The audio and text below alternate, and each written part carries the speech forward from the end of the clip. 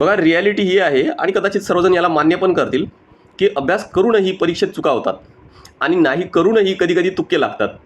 आणि मग आता या मुमेंटला विचार करा की आता आपण कोणत्या स्टेजला, म्हणजे उद्या परीक्षा आहे, अभ्यास तर होणार नाही आहे, मारायचे आहेत तर तुक्के, आणि ते पण बरोबर यायला पाहिजे.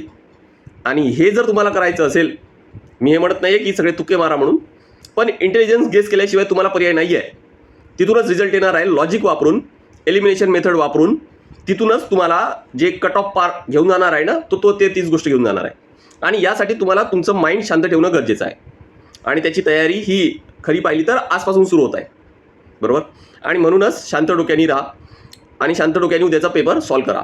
फक्त एवढं लक्षात ठेवा की वेळ आहे ना, ही कंबाईनमध्ये मर्यादित आहे. इथं वेळेचा खूप मोठा रोल आहे. त्यामुळे घाई तर करायचं आहे, पण घाई ती पण शांत डोक्यानेच करायची, तरच रिझल्ट येणार आहे. आणि नागपूरवाल्यांसाठी मी सांगतोय की उद्या आपण पेपर झाल्यानंतर नागपूरमध्ये भेटणार आहोत. त्यामुळे व्हॉट्सॲप चॅनल आहे, टेलिग्राम चॅनल आहे, हे पेपर झाल्यानंतर चेक करा.